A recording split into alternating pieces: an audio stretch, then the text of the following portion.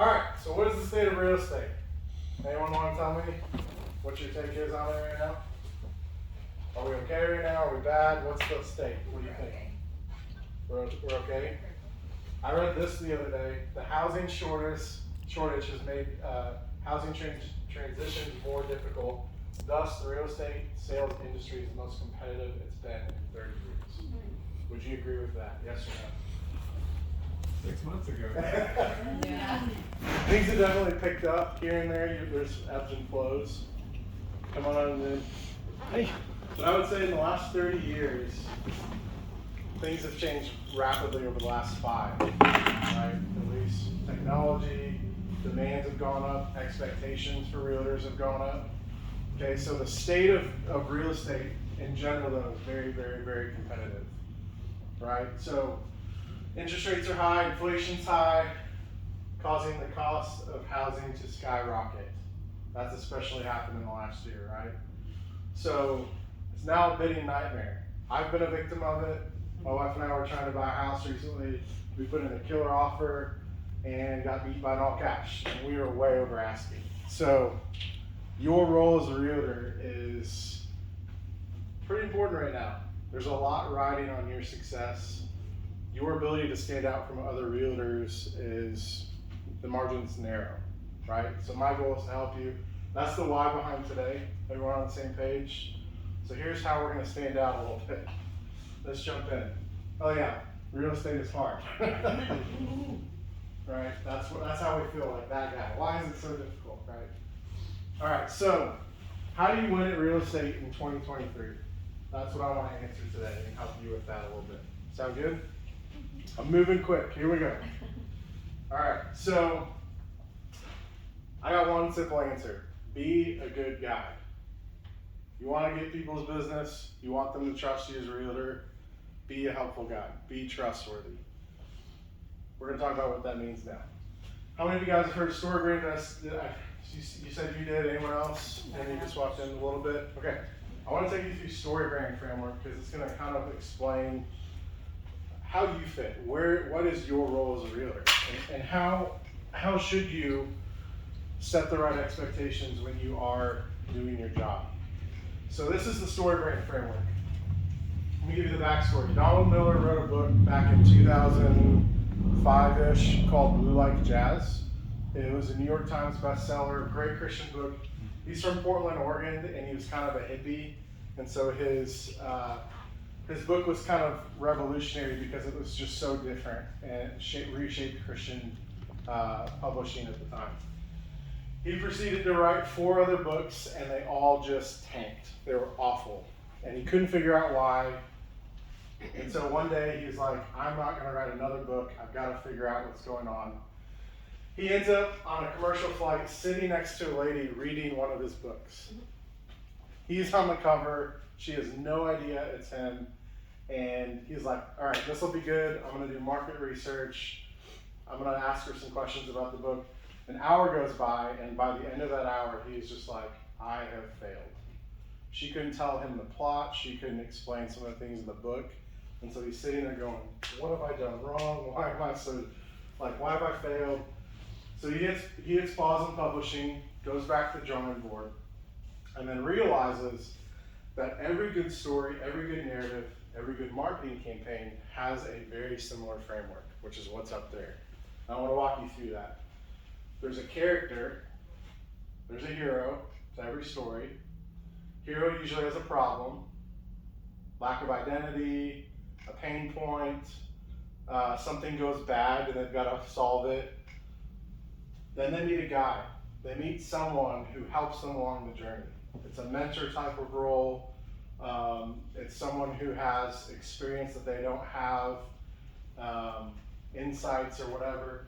Then the guide's job is to give them a plan, and a way out of there, a way to go and accomplish the mission, get over the pain point.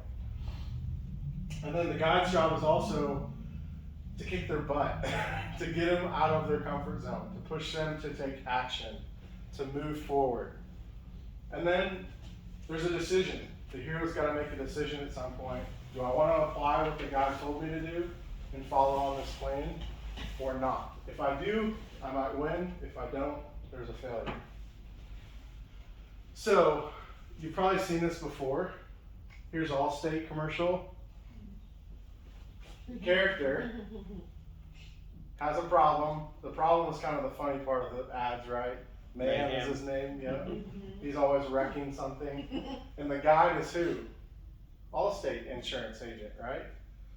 And the plan is, sign up and we save you money, we get rid of your headaches, we save you stress. Calls them to action, here's where you go to sign up, here's the plan. And then you obviously have the bad guy showing you what failure looks like. And then the good would be like, you don't have headaches anymore, right? Probably seen this in a few movies too, right? Lots of good movies have the same framework. Star Wars, Luke Skywalker, he's the hero. What's his problem? Doesn't know who he is. There's darkness in the world. He meets Obi-Wan Kenobi / Yoda. Learn the Force, Luke. If you learn the Force, what happens? You overcome darkness in the world.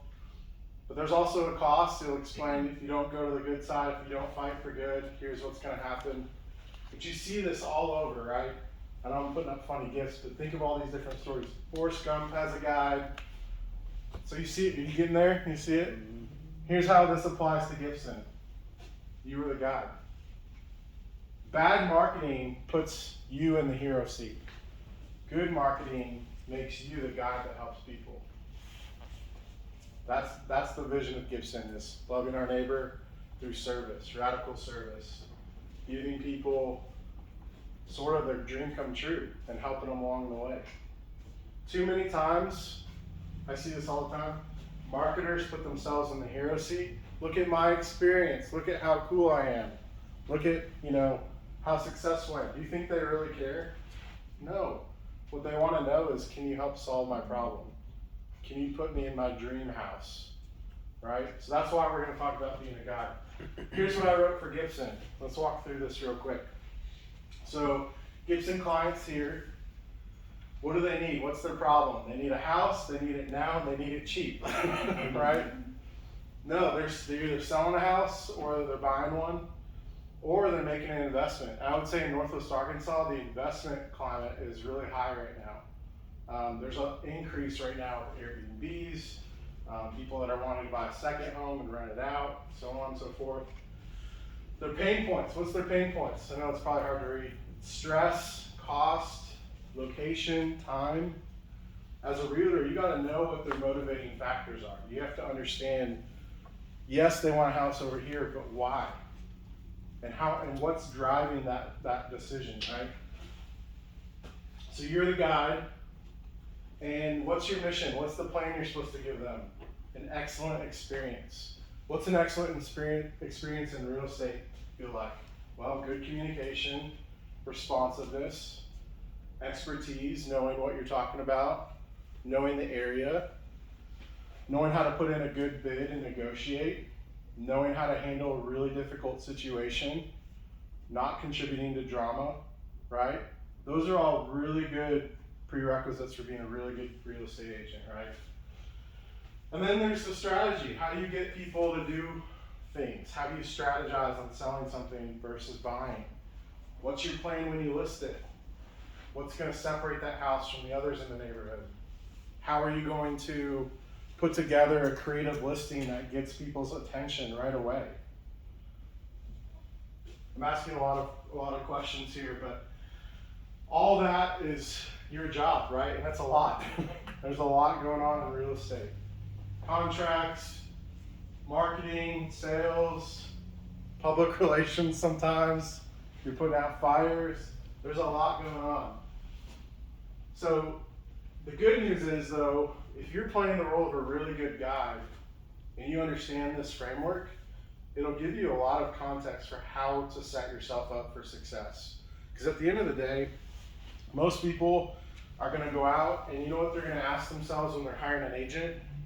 They're not looking for necessarily the newest, greatest agent that's just kicking butt. I mean, that might play into some decisions. You know what they're looking for first?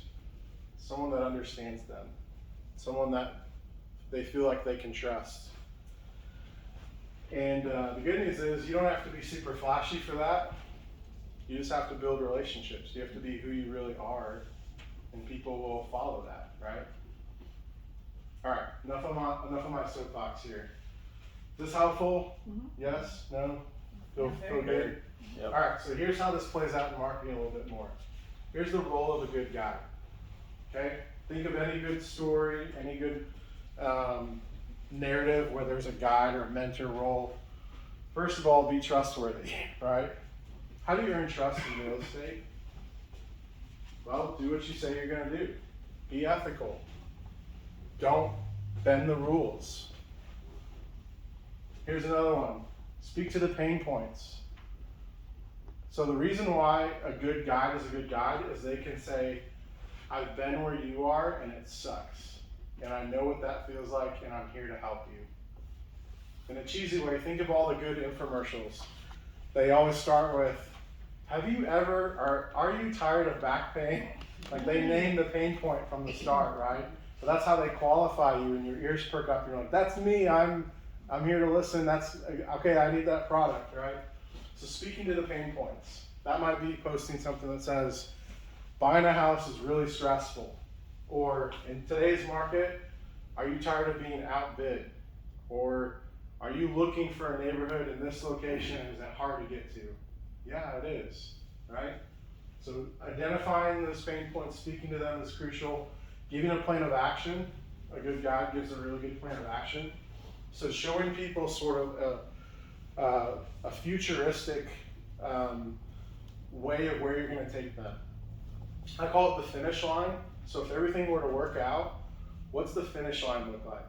You would, like, picture you in your dream home that you got and you didn't have to go crazy on your bid for. And I know I'm making stuff up, but you know, helping people to see where they can be, right? Showing them potential in different things. Show success. What's success look like as a realtor?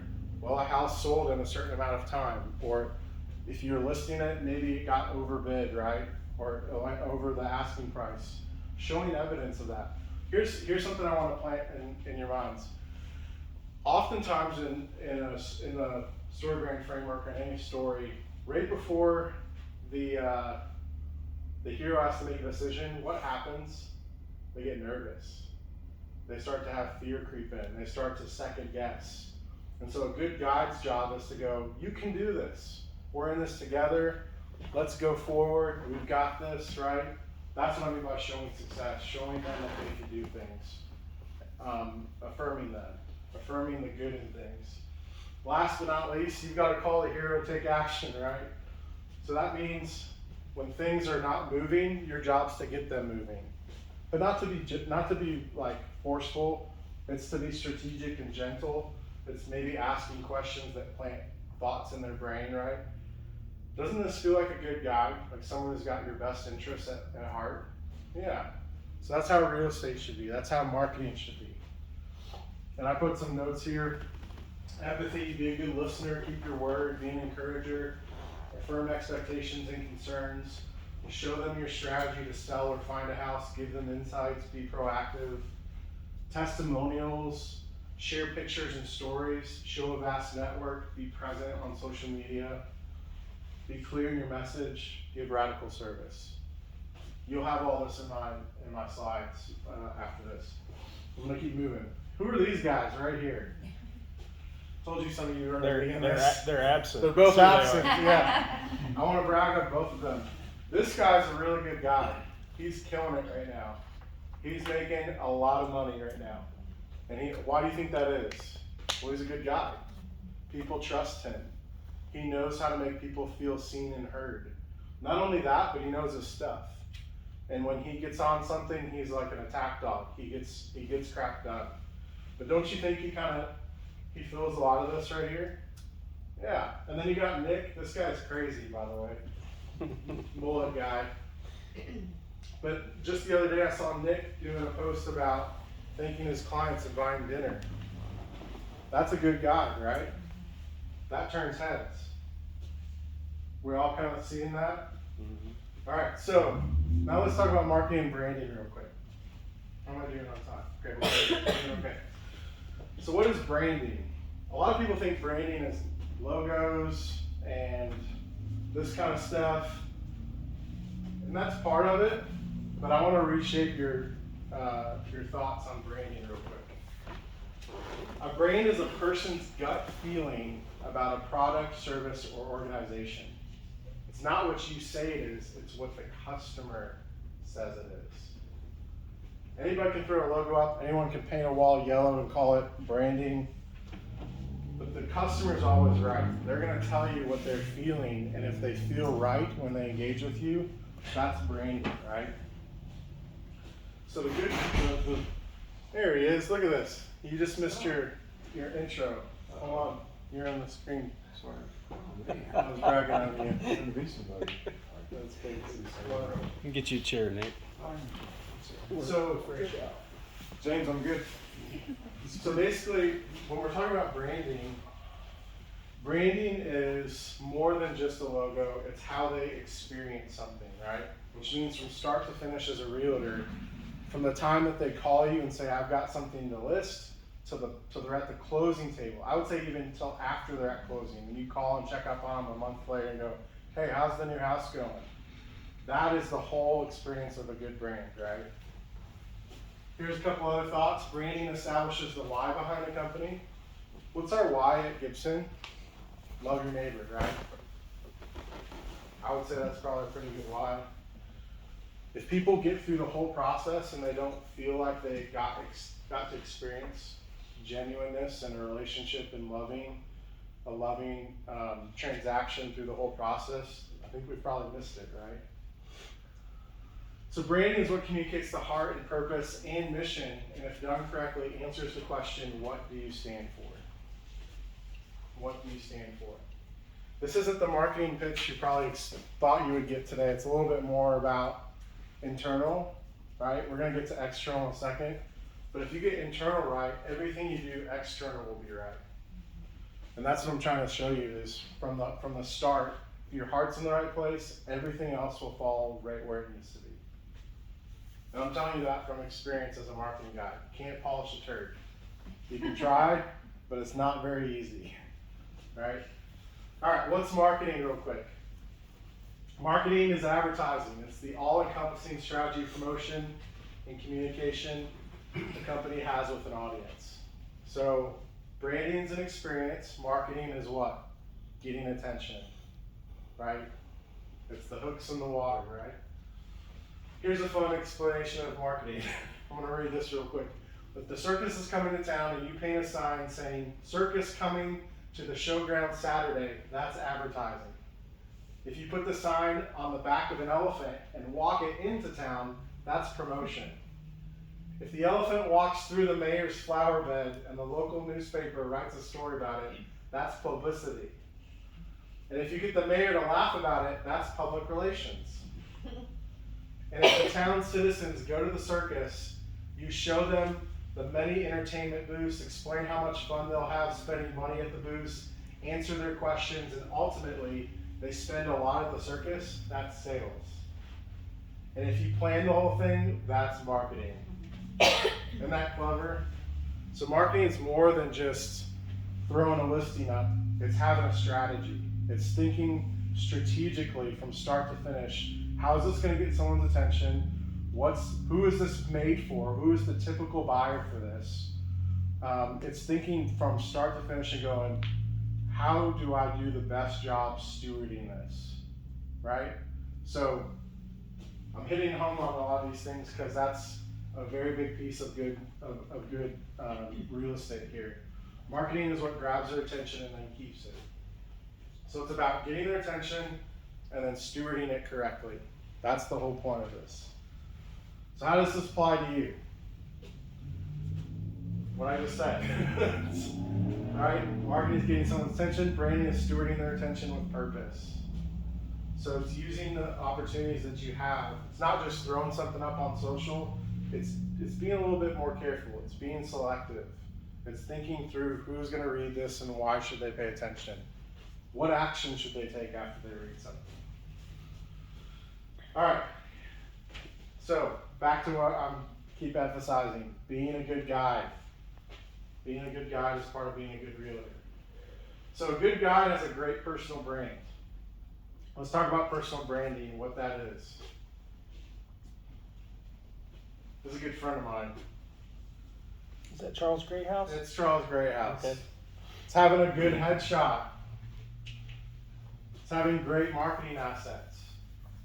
Good images and video. A good social presence. It's staying on brand. So when you post something, it should be yellow. Because why?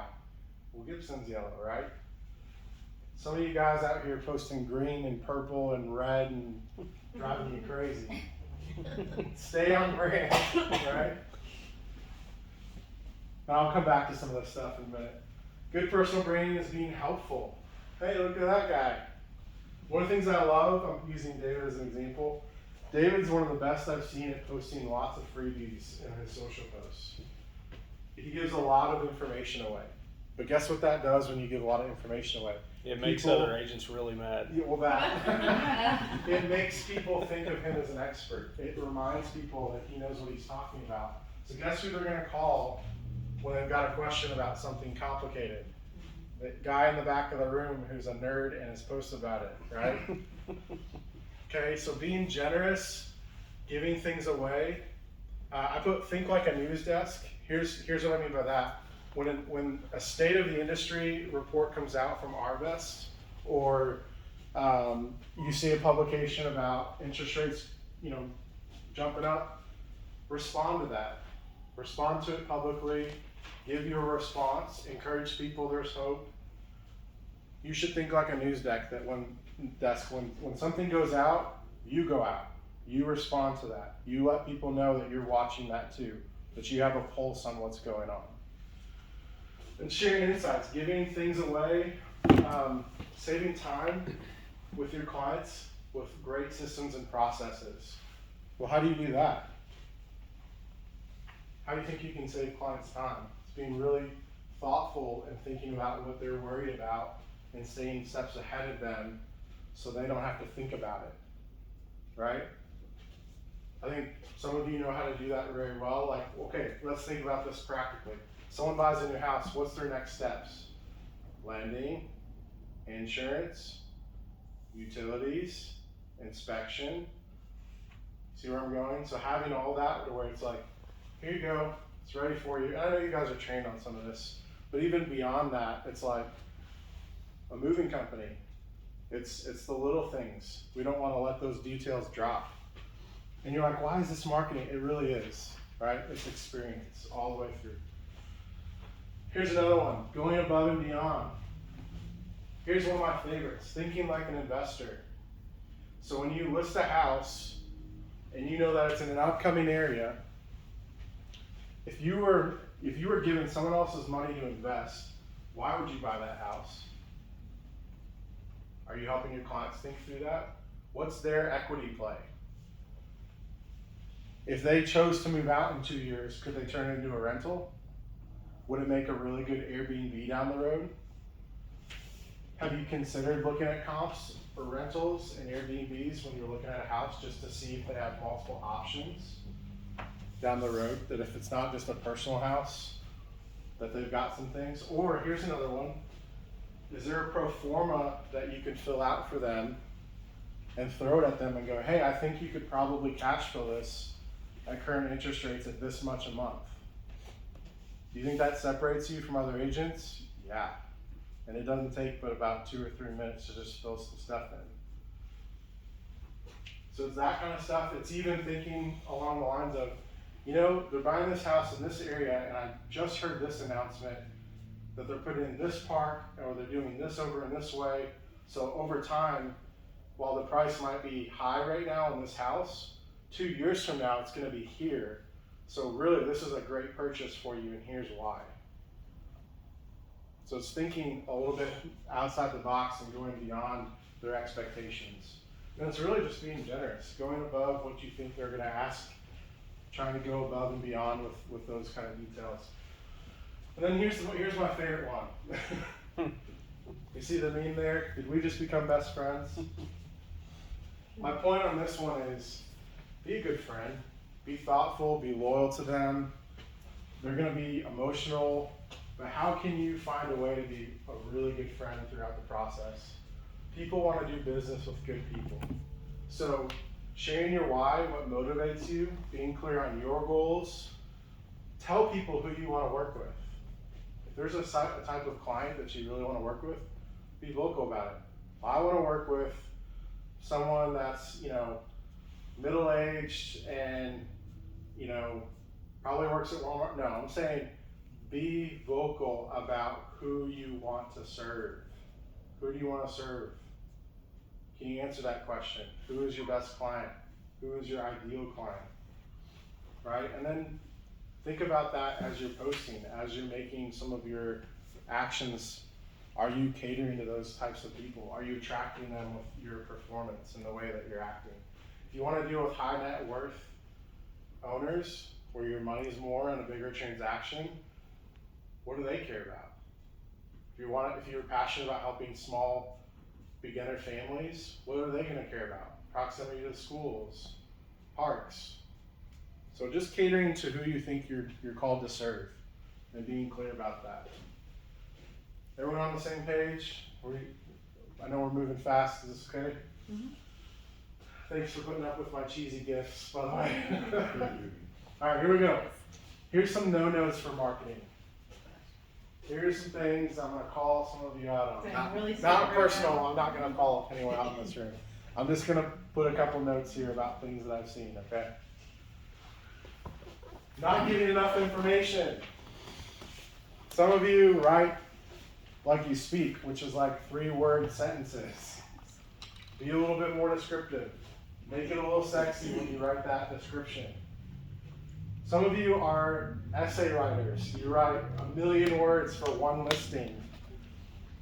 I think there's a balance where you can bullet point some stuff, but you can also explain a little bit. And I think there's a good healthy balance for both of that on some of these listings and posts that you're doing. Bad grammar. I have to spell check some things. And I'll be honest, I'm not always grammatically correct either, but I have a little app on my computer that underlines things red when they're not right. And I pay attention to that, and I try to make changes when I see those things going on. Grammarly is what I'm talking about, if you know what that app is. Just check yourself, check how you're using, words and communicating, because that does matter to some people. They'll see you misspell something, and they're like, nope, they didn't catch that detail. How can I trust them with a $500,000 house? It does happen. No cell phone pictures. No cell phone pictures, please. For the love of God, do not take pictures with your cell phone and put it on the internet for a listing. Maybe if it's a coming soon, that I might tolerate that, but please do not do that. Another thing I want to yell at you about, stop being cheap.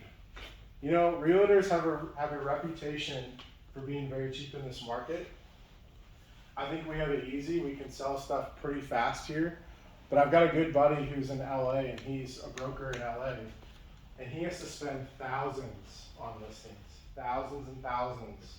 So we have it lucky here, but I want to remind you that you represent all the other agents in this room.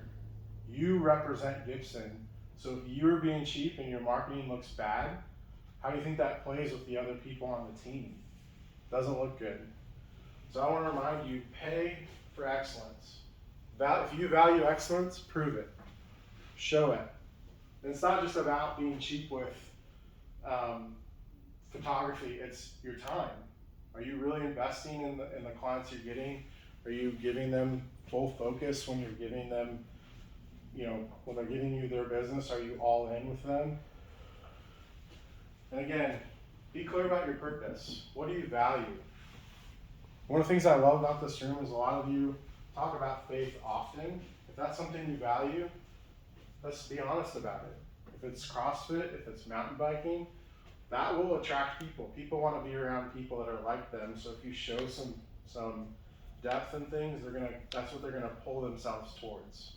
If you want to cater some things to investors, show what you're thinking about. Show what you think the opportunities are, and people will grow towards that. This is bad. I got a couple examples for you of bad marketing here. Can anyone tell me what's wrong with this picture? The lighting, A lot of things. crap on the counter. Junk on the counter. It's cluttered. a lot of things, right? That's bad marketing. It's a cell phone picture. It's not clean. No one was prepared for the show, for the photography. No lighting. I've seen this happen more times than I can count. And I know most of you do a pretty good job, but it's going the extra mile. It's even showing up during some of these times and being like asking the client, did you get the house clean? Is there any rooms in your house that we need to be worried about? Do you think it's a better idea to remove a certain piece of furniture or to keep it in the room? What do you think it's going to play like on the marketing? Here's another one. Do you think that we should repaint the room? Or do you think it would be best if we left the room vacant? Or do you think we should replace furniture? There's apps out there that will wipe this whole room clean and replace it with staged furniture for like $20. Yep. So there's some Bella Vista houses that need that. The dark brown walls and the 1970s thing, there's ways around it. Just get creative. But do not post something that is this bad or even close. Like, just don't. Another one that I saw the other day, a realtor wanted to post on a new build, and it was cell phone pictures and it was a construction site. And I was like, not gonna happen. So the next question was, do we have any other options? Well, we happen to have an architectural rendering. Looks way cleaner, way nicer than a construction site. So if it's not good, just get creative. Postpone if you need to. It's better to have a really good marketing as your first step than not. Here's another one. Which one do you think you're more likely to read here? This one. Why? It's colorful, it's got some emojis going on, bullet points, it's calling out a specific group of people. So just think like that a little bit when you're writing some of your listings. What's gonna get people to look and read? If they've got 30 seconds to look at your house over another one, what are they gonna remember? What are they gonna be thinking when they leave that, Here's one. It says, for the love of God, would someone please buy this house? Okay, just think through what you're posting. I'm guilty. I made a mistake last week and James had to catch me on it.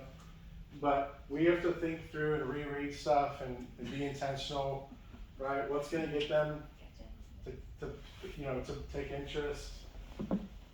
How about this photo though? It's cut off, right? Drives me nuts, right? Or if it's a gloomy day, reschedule the photos, make it look really good. Or they can make it look sunny too in the photos. Sky replacement, yeah, Yes. absolutely. All right, I'm picking on some of you. Here's some quick marketing tips for you. Post on social 3 to 5 times a week. That's number one. So I do want to be honest, the algorithms that are going on right now on Facebook and Instagram, they're very difficult. They're good some days, they're bad other days, but consistency is key. And if you're posting high quality content, the more that people engage on a post, the next one will actually be more successful. And Facebook does what's called pushing success. So if someone engages with it, the next time you post, they're going to push it out to more people. They're going to reward engagement. So just think about that. If you're just slapping something up, chances are the algorithm's just not going to play nice with you. But if you're doing creative things and you're being outside the box and you're doing it often, it's going to go pretty well. So that's something to think about. Can that be personal, or are you saying 3 to 5 times real estate specific? All the time, anything, personal, yeah. And great question. It doesn't always have to be real estate. It could be your kids, it could be life, it could be a ball game, it could be reactions to things. But when you sit dormant on social, Facebook does not just suddenly turn the ability for you to see tons and tons of people, or for tons of people to see your posts. It's the game of this right here. Some posts are going to be high engagement, some are going to be low. But if you're just way down here the whole time, then when you post, guess what your first post is going to do? That right there. It's going to be not a very big response. But if you're doing this and riding the waves of social and you're posting pretty often, it'll take off. It'll have a lot further influence. Do stories count, or does it actually have to be a post? No, stories can count. Yeah, completely. Yeah. Thanks for clarifying. Yeah, it's a mixture. Telling good stories is great. Yeah, using Instagram stories, Facebook stories, all of it. Share your why often. I love seeing when someone's like, "This is what makes me get up in the morning." When they share those types of stories and they're passionate about what they're doing for a living. You know, I think that's important for people to be reminded that when they hire you, they're not just getting a transaction, they're getting someone that is enjoyable to be around and loves what they do. So if you really do love real estate, share about that. Be vocal about what you're enjoying and what's going well. When using images, use good ones. Hitting this point home, please don't be sloppy. Anybody can get on Canva and design something. It's not hard. You can, if a picture is dark, just improve the brightness on it. Just take a little bit of time. If you're gonna post something, just, think through it a little bit more. Give away good information. I keep coming back to that one as well. Be helpful, give away tips, think like a news agency. When something comes out, have a response to it, post about it. Just don't sit dormant for too long on good information. Here's another big one. Use keywords and phrases. This one's really big for your listings. So keywords would be, I'm sure a couple of hot ones right now: Crystal Bridges, proximity to the square, Bentonville, biking trails, how close those are, what school system. Those are some words people are intentionally looking for, and other agents are looking for to tell their client. So just thinking that when you're writing some things, what you're posting, do you have the keywords that someone might want to trigger, what would trigger them to go, that's exactly what I'm looking for, right? Anyone here familiar with search engine optimization? A little bit? That's kind of what this is, right? It's whatever you post is what people can search for, and it'll pull up. So if you don't post Bentonville and it's a Bentonville listing, no one's gonna see it. See what I'm saying? So that's kind of the idea here. Like in the post, I'm pretty ignorant on social media, but so you're saying in the post description say Bentonville, or I need to be hashtag Bentonville? All of it, multiple. Yeah. Not a hashtag. Yep. Start a hashtag. I'm not either. No. Multiple. I'm like, You're too old to hashtag, bro. that's the problem. I can't figure it out. Yeah, multiple. Take advantage of video. Social media, so. Here's another one. Take advantage of video. And here's what I mean Not by very that. good I want to give you a couple thoughtful ideas on how to do a video. You could do a walkthrough video. That's a cheap way to get marketing. Do a selfie, buy a selfie stick, walk through the property. Downside of that is it doesn't look professional. It looks more shaky when you're walking around. But here's a good compromise. You do a 30-second video outside of the property and you go, hey, this is going live next week. Here's an outside picture. Contact me for more. I'm excited about this listing. It's gonna go fast. Here's my number, bye. That goes well. And it's short content. And I think that's the point here. It doesn't have to be long. There's times for long form content and video, but a lot of times it's the little videos, the 30-second to 15-second ones that are short and sweet and straight to the point. When people are on their phone late at night and they're flipping through stories, that's what's gonna stop them, right? So just little things. That doesn't have to be crazy. I would say if it's a mid-size house, like let's say 2,000 square feet and above, I do think having some video is really gonna go well for you, because they're gonna, their friends are gonna see that. Here's another thought for you. When you post a video of a listing, and then that family who's selling the house does the when the family selling the house sees the video, they're gonna share it, right? And guess who else is gonna share it? Their entire network. And if you just did video and it looks really good and making their house look good, you just got a bunch of free marketing with your name on it because they shared your content. So do you think a video is gonna do well, or just a simple post is gonna go well? Which do you think has a higher return? And I know some of you are thinking about costs, well, it's expensive to hire a video team or whoever to go in and do video. But my other question for you is, how can you afford not to? If you have a really good listing and it's got some really unique features, take advantage of that, right? Use that as a an easy way to get some marketing for yourself. Get your name out there, because people are going to watch. They really will. Here's another challenge with this. You know a house is going to sell really fast, right? I want to change your thinking on something. You know a house is going to sell really fast. It's in a highly sought after neighborhood. You're like, well, why should I spend money on marketing? Well, having really good marketing could honestly drive the price up. It could change who's looking at it. It could cause a bidding war, which means you get more money in your pocket from commission. Not only that, but it starts to set your reputation for everything that you list as being super competitive. And there's a few of us that are on Gibson that have that reputation. When you list something, it goes fast. And it should go fast for a reason. But that's all building a reputation. So what I'm saying is not just about video, but going above and beyond on the marketing can actually accelerate you to other people that you don't even know. See what I'm saying? I'm just giving you some thoughts here, just some nuggets. All right. Consistency wins. That's my last point here. So while there's a lot to do as a realtor, staying consistent is the game. It's not about necessarily wowing all the time as much as it's just being present, posting when you have a listing, posting when you don't, being vocal about certain things. Consistency is the name of the game as a realtor, and especially in marketing. Done. That was fast. That's good. All right. So whoever needs to go. I want to open it up for questions. I also want to invite you, if there's anything that hit you, that impacted you while we were visiting, what was it and why? This is just a conversation, so if there's anything that you want to talk about or have questions about, we can do that. I also am curious what kind of hit you, what you're thinking at this point. I loved when you said bad marketing makes you the hero. And you see that all the time. Like, look at my listing, call me to buy something. It's all about you the entire time, not talking about the client. Yeah, I love that too. I've never thought about that. I've always known that I didn't like real estate agents who were super cocky and not humble. We don't really have that here.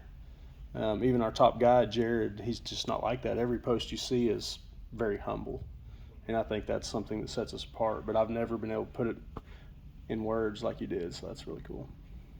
What I love about Jared is he's always telling the story of how he's helping somebody. Mm-hmm.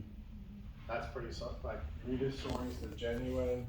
He writes a whole book when he's doing closing, and it's awesome. He just is telling other people's stories for them, and he gets tons and tons of shares off of that.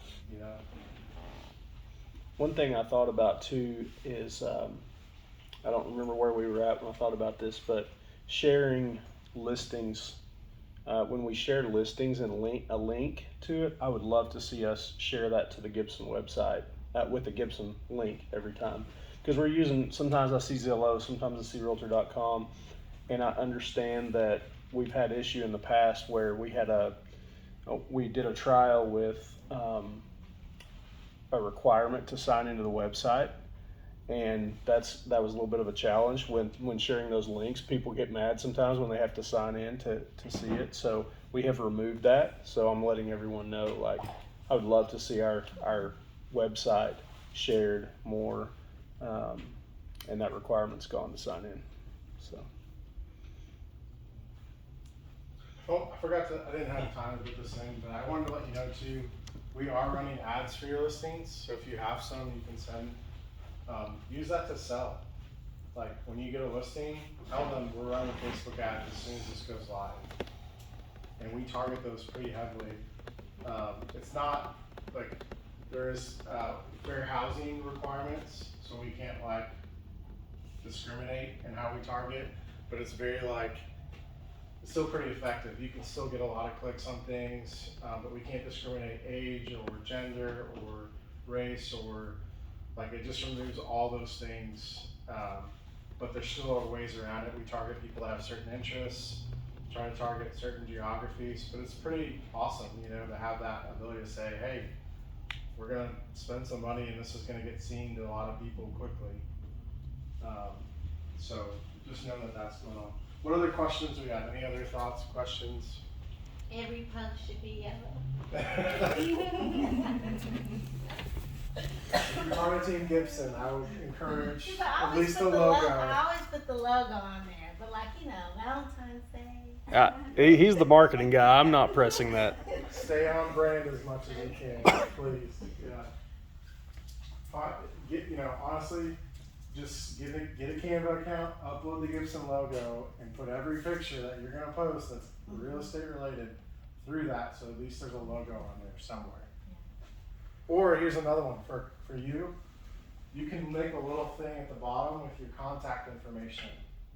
So if there's a good listing and you're posting pictures of it, it's got the logo, and then maybe make it yellow with black text or something, and have your name and your email and a phone number, so that if another agent sees it, they're not going, how do I get in hold of you? How do I, like if someone else shares it, how do they, like, make it as easy as possible for someone to see that you're part of Team Gibson and that there's a way to get a hold of you or whatever, so.